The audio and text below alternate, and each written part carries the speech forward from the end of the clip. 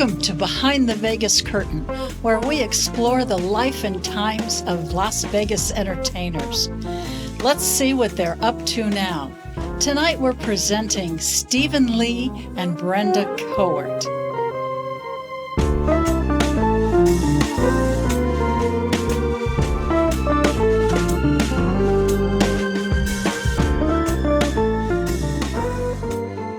I'm going to do this song called Peel Me a Grape, and Genevieve and I both do it when we work together as a duet. But I first heard this song from one of Diana Krall's albums.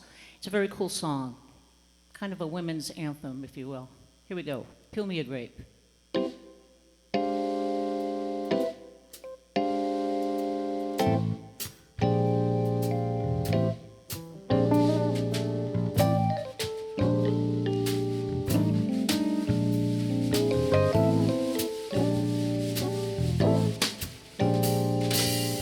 Peel me a grape, crush me some ice, skin me a peach, save the fuzz for my pillow.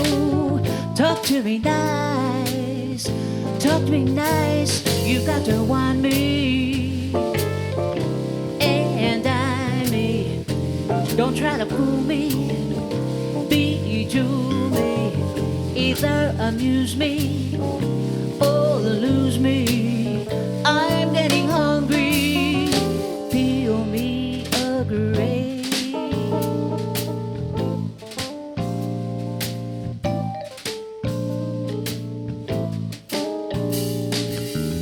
Pop me a cork, French me a fry, crack me a nut, bring a bowl full of bonbons, chill me some wine and keep standing by. Just entertain me, champagne me, show me you love me now, kid can love me, best way to cheer me, cashmere me, I'm getting hungry, peel me a grape.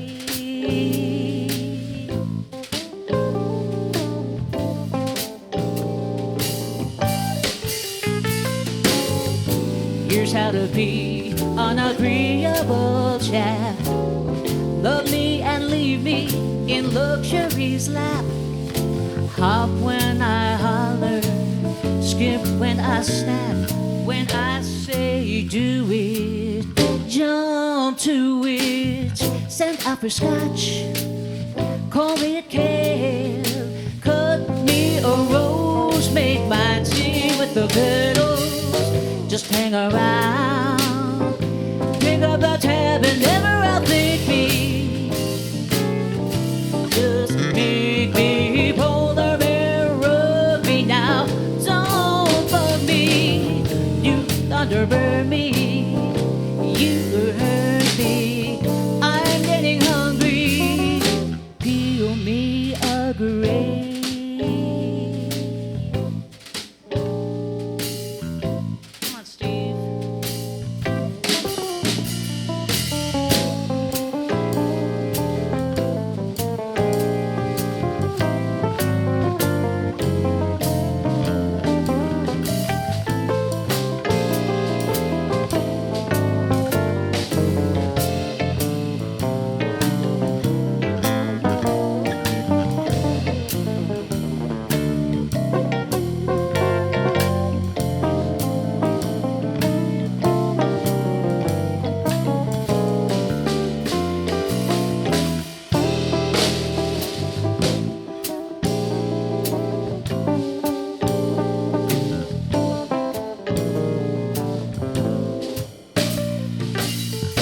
Here's how to be an agreeable chap.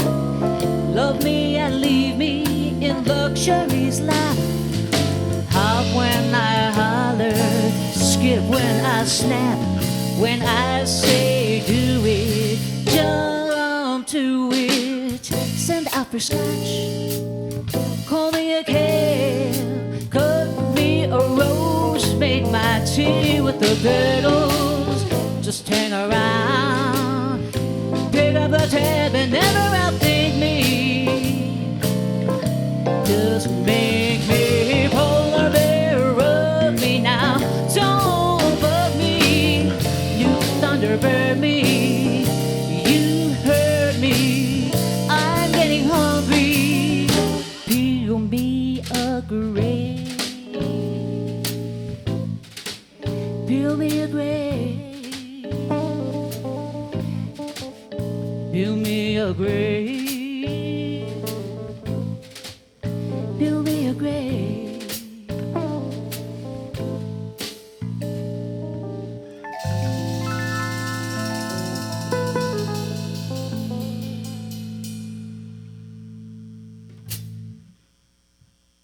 Today I'm here on Vegas Beyond the Strip with Brenda Cowart and Stephen Lee.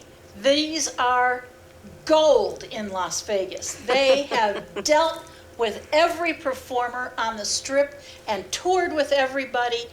We are talking, where were you born?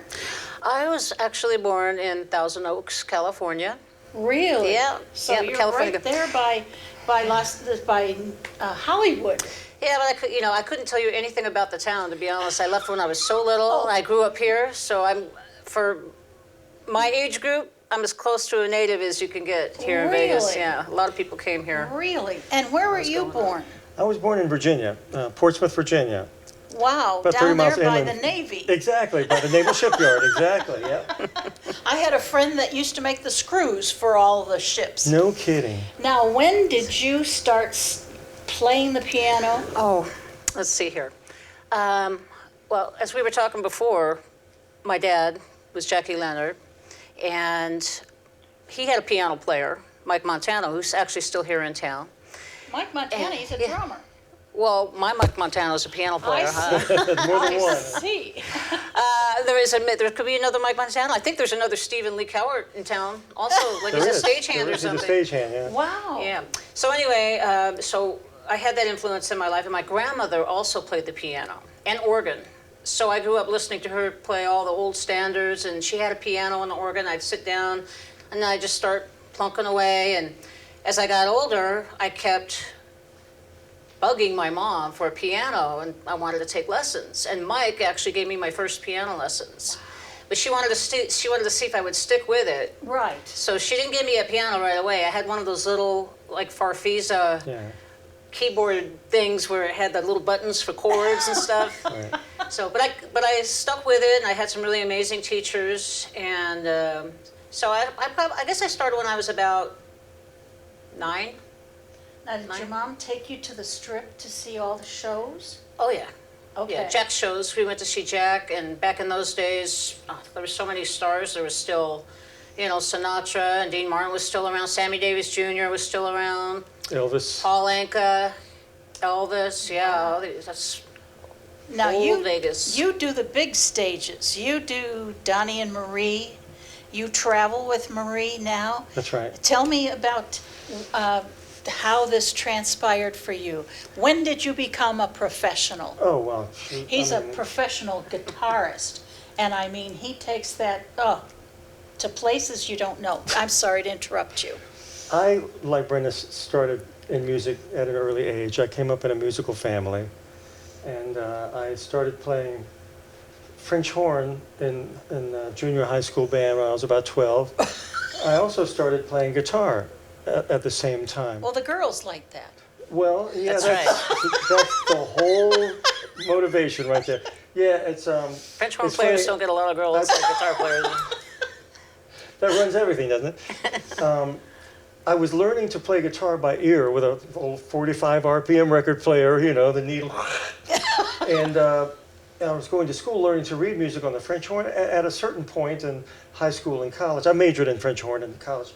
Really? The things that I was learning by ear on the guitar and the things I was learning in school about music theory went like this. And okay, that's why those notes fit together. And it's interesting how the process of hearing, and certain people have good ears. You can hear a song and know how to play it. If you got good ears. But the thing about learning to read music is a necessary tool if you want to be a professional musician. If you get in a session and somebody puts a piece of sheet music in front of you, you better be able to read it and make it sound like music. Yeah. I mean, you could still be a professional musician and not necessarily be able to read. There's all different levels of it, but as working musicians, a lot of what we try to do is have as many skills as we can so we get those calls as well. Right. But there's a lot of musicians that we know that are great musicians that don't necessarily read. Yeah, I mean, if you want to do it for a living. Yeah. Well, we have Mike Dubari, and he's been playing all his life. He's a drummer. Yeah, we know Mike very well. Good. And he doesn't have music, he just feels it. Yeah. But, and I'm not leaving you out, I know you did Cirque du Soleil. I'll get back to that, okay? Tell me about your stage presence in Las Vegas? Who have you been with? Oh, well, we had our own group for many years. When I first moved here in 1978 Wow. from Detroit, where I went to college, I had a group called Friends, and we worked the lounge circuit for many years. Reno, Tahoe, Atlantic City, and Las Vegas. And we were very successful and very musically self-indulgent. We got away with murder musically. And that's kind of, at the time, it was kind of rare. And I think that's why I probably stayed in the lounge scene for as long as I did, because we were having fun. Yes. And back in those days, we were getting paid, you know. Aren't you getting paid now? Well, I meant well, there's not much of a lounge scene anymore. I don't feel sorry for you. Yeah. No. Anyway, We're coming back, though. eventually, we were playing at the Bellagio, opposite Jimmy Hopper, as a matter of fact, we just spoke about, in the Fontana Lounge. We played in there for a few years, and that was another group you put together. Right. More of a jazz Brenda group. and I and some other wonderful musicians. That was called in Steven town. Lee Group, and it featured Rocco Barbado on sax. And, they had an amazing chemistry. This comedian impressionist named Gordy Brown Yes. came Who's in to not see the here group and anymore. said, he said, I want you guys to be my band. So when he moved here from Reno, we started working with him down at the Golden Nugget. Did that for a while, and Brenda and I worked in several different groups together. We had a show band called Sunset Strip. We did a few years at the Aladdin, and then moved over to what was then the Hilton, which is now the Westgate. Mm-hmm. Yep. Eventually I got a call when Donnie and Marie were getting ready to start at the Flamingo from a contact guy here in town saying, would you be interested in playing with Donnie and Marie? And, No. And Yeah. I said, well, let me think about it. Yes. So fortunately, no audition or anything. And we started on the gig. It was a 6-week run. We ended up staying there for 11 years. 11 years. Yeah. Oh my God. Yeah. How exciting. It was a lot of fun. I'm going to get back to you. I want to. Stay right there. Yes. Don't move. Okay. I want to ask you about Cirque du Soleil. Okay. How did you get involved with them?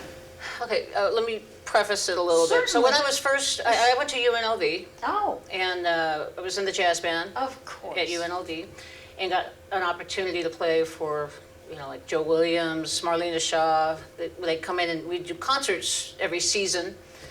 And our band director was Frank Gagliardi. And through my contact with Frank, I started playing some of the shows on the Strip as a sub. I played the Lido. I played City Lights at the Flamingo when that was there. I don't know how long you've been in town, but this is a while back. Years. No. I played Foley's Bergère over at the Tropicana. Wow. And I got to sort of mentor under really the town's best piano players. I mean, some of the best musicians in the world. I mean, back then, and those guys could play and read anything. I mean, and they had an amazing set of skills. So I got the opportunity to do that, and then, of course, as working musicians, you get calls to do many different things.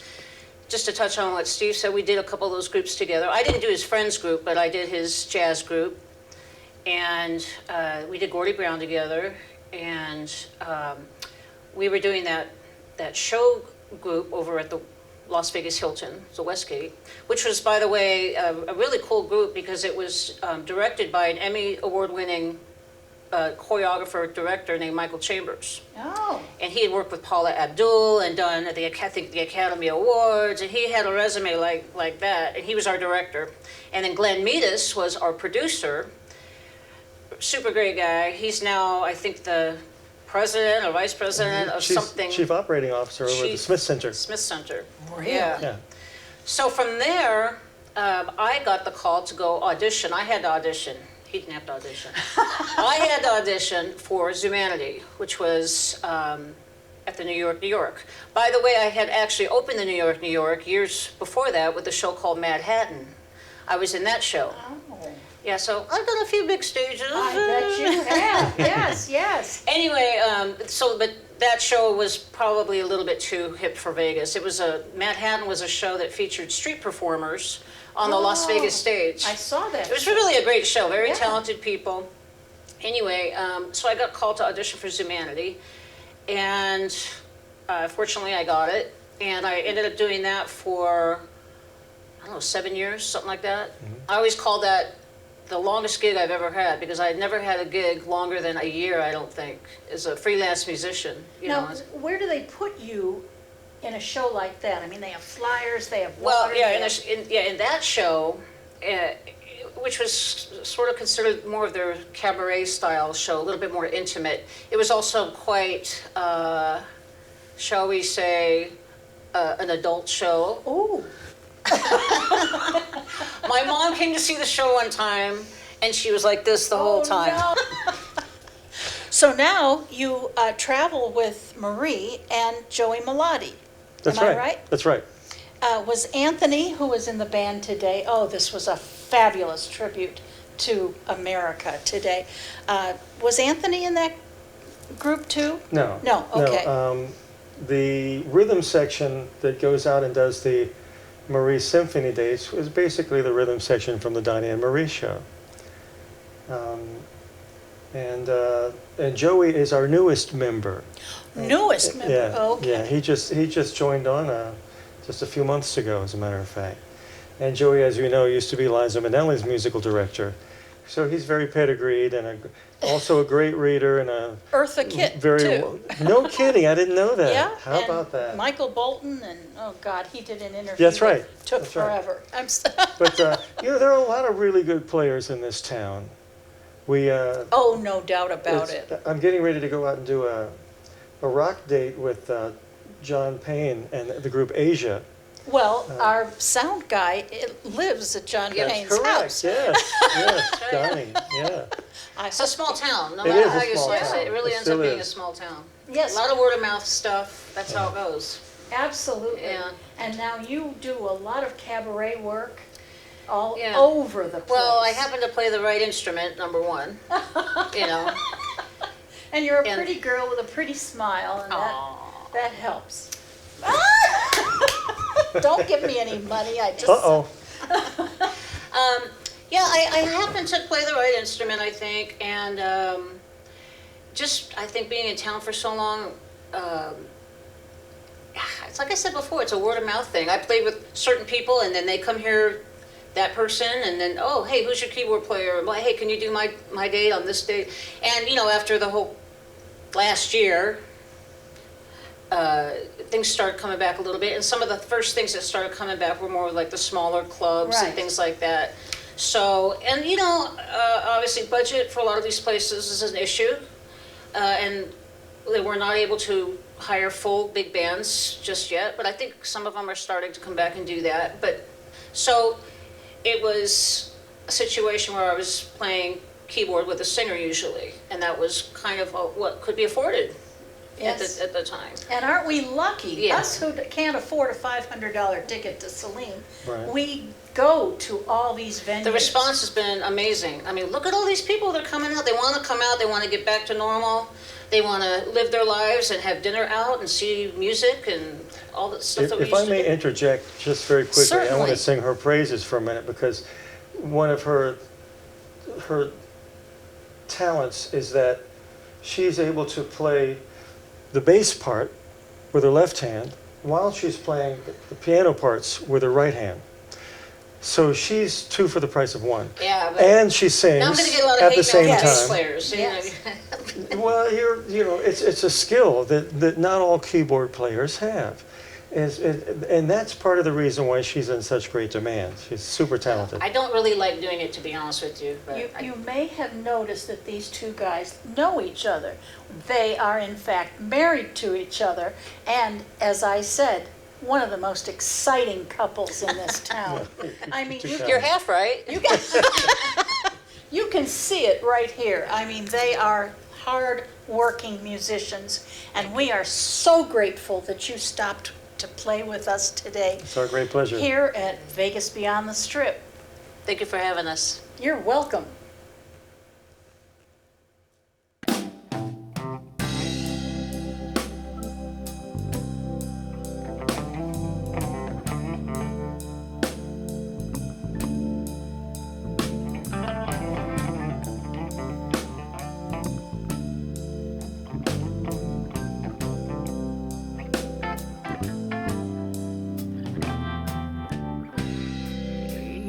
spend my nights in a ballroom.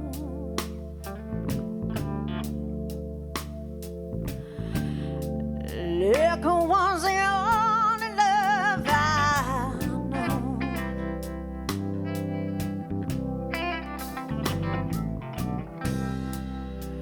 But you rescued me from reaching for the bottom and brought me back from being too far gone. You're as smooth as Tennessee whiskey. You're as sweet as strawberry wine. You're as warm as a glass of brandy, and on the eyes and stone on your love all the time.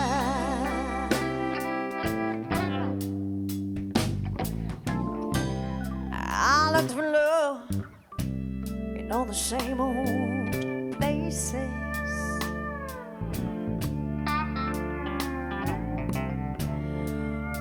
Found the bottom of the bottles always dry.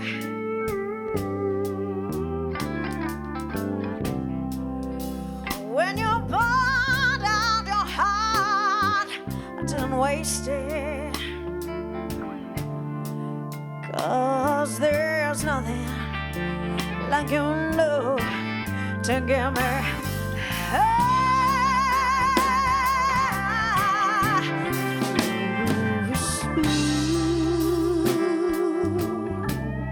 It's Tennessee whiskey. You're as sweet as strawberry wine. You're as warm as a glass of brandy. And honey, I stay strong on your love all the time. Come on, Steve.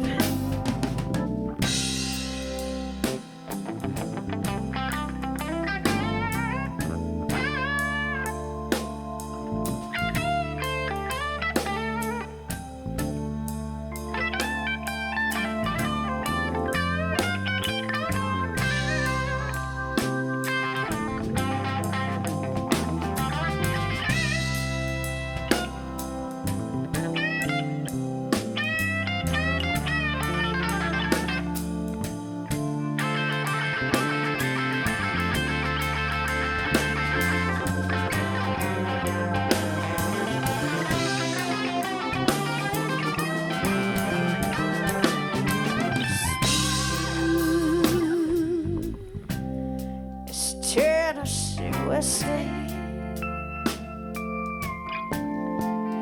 You're as sweet as strawberry wine. You're as warm as a glass of brandy. And honey, I stay strong on your love all the time. You're as smooth as Tennessee whiskey. Tennessee whiskey. All the time.